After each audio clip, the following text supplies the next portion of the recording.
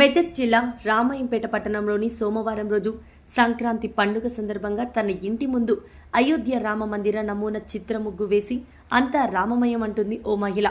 ప్రజల రామాయంపేట పట్టణానికి చెందిన పోచమ్మల అశ్విని తన ఇంటి ముందు నేడు సంక్రాంతి పండుగ సందర్భంగా సుమారు 2 గంటల శ్రమించి అయోధ్య రామ మందిర చిత్ర నమూనా ముగ్గును వేసి మురిసిపోయారు.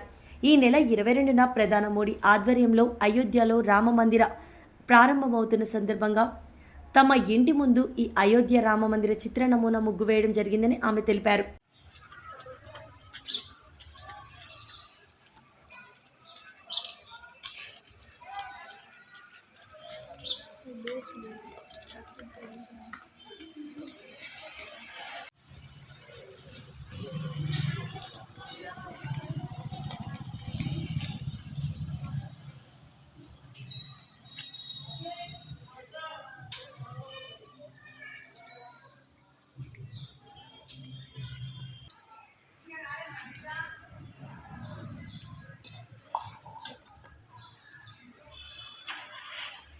ప్రజలందరికీ సంక్రాంతి పండుగ శుభాకాంక్షలు.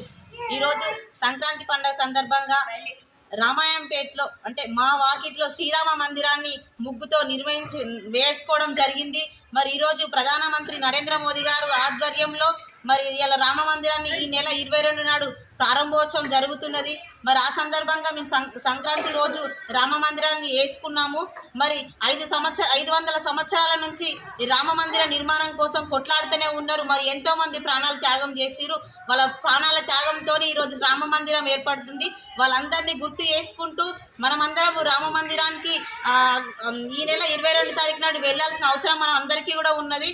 మరి 22 తారీఖు నాడు కూడా మన వాకిట్లో అంటే మన గుమ్మంలో మరొకసారి రామ మందిరాన్ని ముగ్గుతో నిర్వహించుకుంటే ఇంకా బాగుంటుందని చెప్పి తెలంగాణ ప్రజలందరికీ విజ్ఞప్తి చేస్తున్నారు.